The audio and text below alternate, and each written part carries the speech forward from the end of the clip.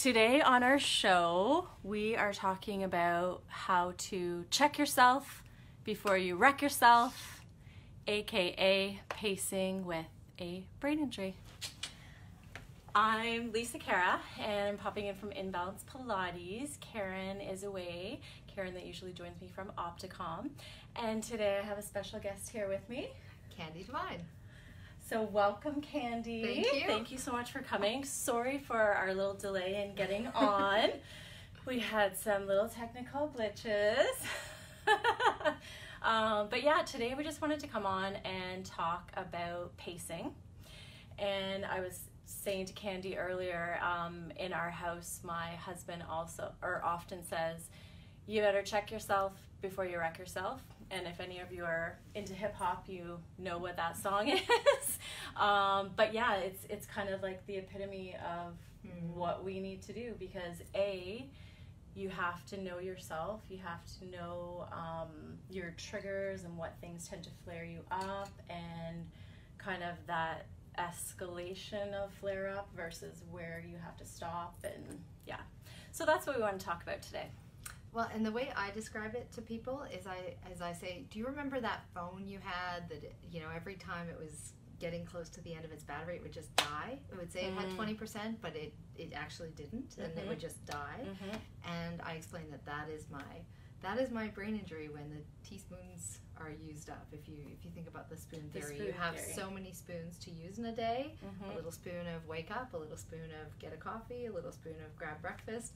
And as you run through these tasks you have to do, there's a point where the cup is empty, and that is when you crash. And a crash looks different for different people, and they may not even know that that's what it is. They might just yell at their kids or fall or trip or drop something, or have this point where or have inappropriate emotions. Inappropriate emotions. Inappropriate emotions. My kid calls them Momzilla. I can remember being in a situation. I made a little laugh to go with that. That was awesome. I can remember being in a situation where someone told me like some really difficult news, and I burst out laughing. Exactly. And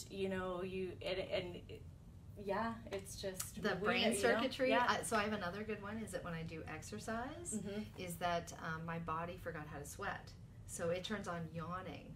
So and the yawning that I yawn is not like it's like and it just keeps going. My kid is like, why are you exaggerating your yawns? But it's because I did a bit too much, and my parasympathetic system is just saying enough. Yeah. So each person has their own version, depending on where your damage is and how far it is, and so on and so forth, to help you figure it out. Definitely. And depending on what you've been doing the day before or the days leading up to whatever that, you know what I mean? And I think an example of this is we've been trying to get together for a couple of weeks. And so my children are in high school, and they had been going through exams, and so there was a change of pace with exams. There was a couple of snowstorms and missed buses and changes with that. My husband had won an award. Yes, Faces Magazine favorite general contractor, but Randy, so congrats. I had to help support the hubby, and just these different things that came up, and so people look at you and you look fine with your brain injury, but what they don't understand is the backstory is that you have to be conserving spoons in order to be able to get to these places or do these things.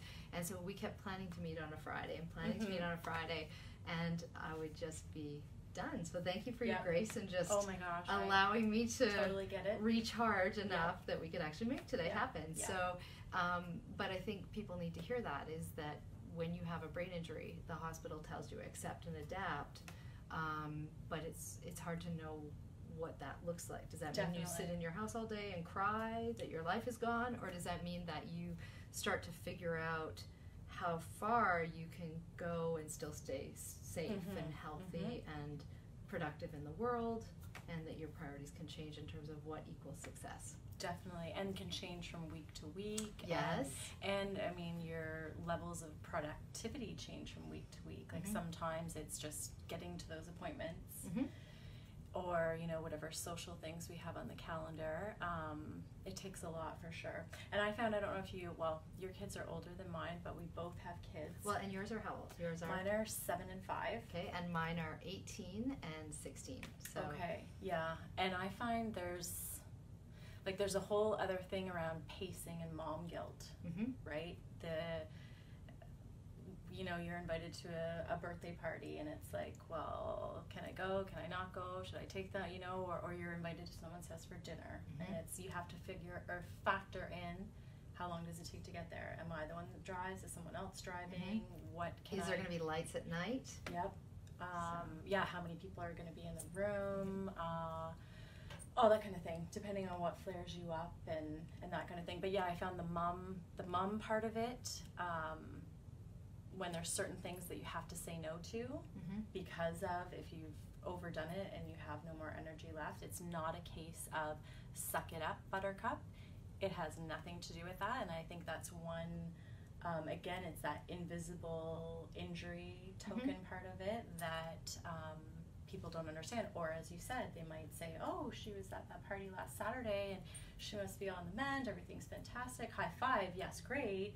But then when you can't go to that thing next weekend and there's that pressure, well, why can't you go? You went last weekend to that restaurant, and it's just a whole, you know? And I think part of, so there's some tools for pacing, and we could definitely talk about some of the tools. So one of the tools that the hospital helped for me to set up was, so I think for most people, they go to the grocery store, they figure out what's on sale, they figure out what they want to eat, and they just do that. At our house, we have Mom Mondays, Mamma Mia Mondays, so that's pasta. We have Toasty Tuesdays, so it's sandwiches. We have Walking Wednesdays, which are walking tacos. Fajitas at the boys' help. Thursday is Throw Together Thursday. That's whatever is left from this other stuff. My husband is responsible to come up with something. Friday, there is Fish Fridays, and my youngest is responsible for that. Saturday is Stir Fry Saturday and Sushi Sunday. So that's right. Amazing. And so what we do is we have a little board we bought from the dollar store that says all of that, and then we just continually repeat that pattern over and over and over. So some variation of that pattern. So that's one of the mock-ups that we used, and another one my husband and I have recently been using. I guess it's a bit of a shout out for Meg Stickle at Shackley, but she asked me if I was trying to deal with some of the health stuff that I have, and she's a health coach. So she put us on this Shackley program, but it's actually been really helpful from a brain injury pacing. So it has a very small meal plan. So in the morning you have a shake and a fruit. So we'll often put something in the blender, like a berries, and that will be our breakfast. And then for lunch, to be predictable. Yes, like that. And then for lunch we have a meal bar or a shake and a vegetable. And then dinner is that thing that we'd had. And so I felt that some of the other meals were the ones that I was missing out on. So once we got to this part, then and that's part of it, is knowing yourself and knowing your body and being real with, okay, where are the areas that I'm not self-caring enough? Where am I neglecting, whether it's enough water or the proper breakfast? Well, do you get hunger? Because I lost that. So some of the midbrain prompts, I don't get hunger, but then I don't get full. So if you take me to a buffet, I'll just eat until I'm like, oh, everyone else is done eating, I guess I'm done, right? But so I have to be really, really careful. But then the more that I start to pace like this, the more I can start to kind of reconnect to some of those neural connections that are not as natural for me after the accident. Another big one for me is heart rate. So do you? So right now I'm fairly calm. The lights are not too bad. I've got my Opticalm, so I'm at 7. Glasses. Opticalm glasses. Another shout out. So I'm at 75, just sitting here. But on a really bad day where I'm really stressed, so say I had come on those other days when I was looking to kind of determine if I could come or not, my resting, laying down was 120. 120, right? So those for me is those are the things that that help me to pace, and they actually help my husband too, because he can look at my heart rate and he can be like, it's enough now, isn't it? Maybe I should take over the dishes, like that kind of thing. Definitely. So not everyone has, Yeah, we are a supportive both spouse. But extremely lucky to have really supportive husbands. we love you, husbands. And, yeah, mine isn't on Facebook, but I can't imagine going through this without support, without someone that can go to the grocery store when I can't. And so if you don't have those supports, I think that's also part of your pacing plan, is that you have to maybe, like I'm a big fan of, for me, church, right? Like I've connected really well in my faith community, and I find that people have been able to step up and help me, and then there's other people that I help, which gives me a sense of purpose. So whatever that looks like for you, I find the people that have made those actions to kind of maybe even let some of what was in their life before go. Yes. I had a neuropsychologist, Dr. Furlan, that had said, you know, it's not that your friends dumped you. So in my past I had a strong diplomatic career. I was on a lot of sports teams. I had a lot of friends. I had a jam session, a Saturday musician session with like semi-pro and pro musicians every Saturday. Like I had a good gig going on, plus my kids. And, you know, now most of those people are not in my life anymore. But the way that he described it is, he said, it's not that they dumped you or that they left you. It's that they stayed on their, you know, musician train, or they stayed on their baseball train, or their hockey train, or their diplomatic train, and you got off. Right. So it's up to you to look around the platform and figure out what your next train is. And that is where our book comes in. But right, is learning how to take these tools and figure out who's on that platform with you. And that's where accept and adapt comes in, I really think. And so when he told me that scenario, if that makes you cry, it made me cry when I first heard it, and really almost imagined the people like on the trains as I was chasing after them. Right, yes. But now at this phase in my life, I realize that the people that are around me are now very supportive. They understand the spoon theory for the most part. If they don't, then they can't really be part of my life. Exactly. Yeah. So, and that's the boundaries, I think you said, that you've learned too, because pacing is about setting boundaries, really. Yeah, definitely. And I know for myself, like I had originally hurt my head in October 2016, and I was extremely stubborn when it came to pacing. I was self-employed, studio owner, mom with 2 kids, and I was never, before I hit my head, I was not like a person to nap or lay down or so yeah, it was very, very difficult. But yeah, I definitely was very stubborn at the beginning, and it probably took me until this past summer to really learn to surrender to the pause and actually, and whereas I'd have, you know, my husband for months would be just ease off on this, ease off on that, but it's you're doing what you can. And for me, I was really big into do what feels easy and light. So if something felt fun, and yes, it might have been doing something on WordPress or working on some email funnels or something, but it just, if it felt fun and accomplished, you know, like, because I still really needed to feel that creativity and accomplished in some way. Because for me, with the whole suddenly not teaching group classes and just changing my whole career, it really helped me to find other little things I could do. Yeah. If I can't teach a big class, okay, what else can I just do to... Now, sometimes that maybe wasn't the best idea, because I probably at times should have just realized how low the energy was and recharged the batteries and not been so stubborn. But I eventually learned that. Yeah, well, and it's interesting because I think a lot of us that struggle with long-term post-concussion syndrome are the people that were the go-getters in life. Because I know my friends that were sort of more those B-type personalities, when they've been injured and someone says, you should go lay on the couch and have a nap. They're like, you're right, I should. Yes. And we don't have that. And what caused us to be successful in our life is the very thing that causes you to be unsuccessful with healing a brain injury. So I sometimes joke and say I'm a case of what not to do if you hit your head, because I did exactly the same thing. I pushed and pushed and pushed and tried and just, you know, went off work kicking and screaming. Yeah. I was going to say I'm really happy for some of the ways I pushed myself, because during mine, that's when I went for the Women Who Inspire book, the part of the book that I was in. So just filling out the application and getting the interview and doing all that stuff, yes, it really pushed me, and I had a lot of extra computer time that I probably didn't need, but obviously no regrets, and I'm happy that, you know, so it's that maneuvering through, pushing yourself a little bit here and there, knowing when to back off. It's so personal to what are the things that that's a very good point, because I'm in the process of trying a graduated return to work, and at first that wasn't something medical practitioners were saying I should really do.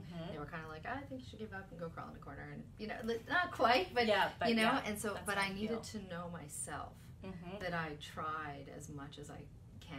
Yeah, because no one would know. Nobody would know, and I need to see what the assistive technologies are. And if I you know have purpose, it's to try to bring hope to others. And you can't if you don't know what could possibly work. So Opticalm, you have been great in helping me get monitors and lights and all sorts of things that actually can allow for that, you know, more exposure to computers and whatnot. So I'm still in this process. So and there's so much value in that kind of level of productivity where you do feel like but it's also respecting. It's also respecting. So I have an assistive technology called WorkRave, and WorkRave forces breaks. Okay. So it of course annoys me, because it comes on and says, it's time for you to take a break. Could you stretch your neck? How about you put your arm like this? Right. Bring your fingers back. And you're like, seriously? Because I just like to type this email.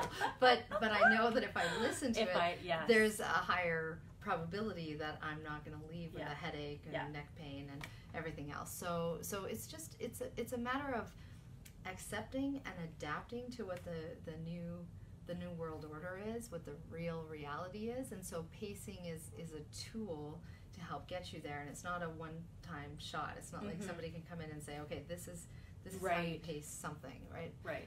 Another tool that's really helped me is Alexa. Alexa is amazing. She's like my new best friend. So seriously, you think I'm kidding, but I can be like, Alexa, set a timer for 10 minutes, and then I could be washing the dishes, and then when I have a Dory moment and I've wandered off and said, oh, what's this little piece of paper? I think it's time to file this paper. Oh, and look, here are these files, and the flowers, oh, they need some water. And I do all these other things. She'll say, ding, ding, ding, 10 minutes, and I'm like, oh, Alexa, set another timer for 10 minutes, and eventually I kind of come back to task and finalize it. And that was something I never struggled with before, but now accepting that I do, I have these little ways of you know, getting out on time, setting reminders, setting alarms, asking her the temperature. That helps me to better prepare my footwear, even so I'm not slipping on the ice, you know, just little things like that. I found with clothing, I tend to often wear a lot of the same things, and I find when I go into my closet, this doesn't usually happen now, this is back, so going into my closet to pick out some clothes for the day, whether I had to do a couple things or whatever, my ears would start ringing so loud just from that, having to do that decision making of what clothes am I putting on. So even pacing something like that, like you're folding your laundry, pop out a couple outfits for, do you know what I mean? Like, so I've even taken it one step further. So I was really inspired by Obama, because Obama only has blue suits. Do you know that, right? And there was another gallery owner that only wore like black shirts and black pants, and so what they said is that they said in order to minimize the decisions that they have to make in a day, I think he only had like a sweater and a so just minimum. So what I realized is that a lot of the patterns in my closet were visually distracting. So in Opticalm, if you look at their logo, the color that best suits you, the opposite is really your nemesis. So if you look at, so you'll notice mine is sort of blues, purples, and so my nemesis is like yellows and oranges, and so all of those have been removed from my closet because I naturally just noticed that they trigger me, right? So now I have very, very simple clothes. So I have like literally like a little thing of yoga pants, and so I'll do a very similar wardrobe all the time, so I don't have to make a lot of decisions. And then for my work dresses, if they don't slip over my head, if they're not like a one-step work dress, they don't belong in my closet. So so I, you know, it's allowed me to kind of make this, you know, my working day a little bit more accessible as well. So it sounds heavy at first, but Yeah. you actually You go learn in there tricks and you have somebody to help you, and you just say, no, don't like it, don't like it, don't like it. And Yeah. Maria Kondo has a little thing where she says you hold on to it and you say, does this bring me joy? Yes. And so use that, whatever it is, but just kind of minimize those clothes. Yes. You have less minimize laundry. decision making. Minimize. Yeah. Yeah, exactly. Definitely. Makes the morning go a lot easier. Exactly. So we are definitely going to be on again another time to talk about pacing and talk about, again, some of the apps and other things that have really helped us with pacing. We are in the studio today, in the Pilates studio. So we're sitting on the stability chairs, and we've got some reformers here. So we are at the studio at Inbounds Pilates, and we'll be doing some Pilates as well and all that jazz. But thank you so much for tuning in. We're only cutting this short today because of end of school day. Yes. Those children. But and so we can take a breather, and but thanks so much for tuning in to Concussions Anonymous. Remember to like and share and subscribe to our channel, and if you have any ideas for topics, if you'd like to join us on the show, we'd be happy to have you. And thank you so much. Thank you. Thanks for coming. This was fun. I hope you had fun. Hope you had fun. Thanks, guys.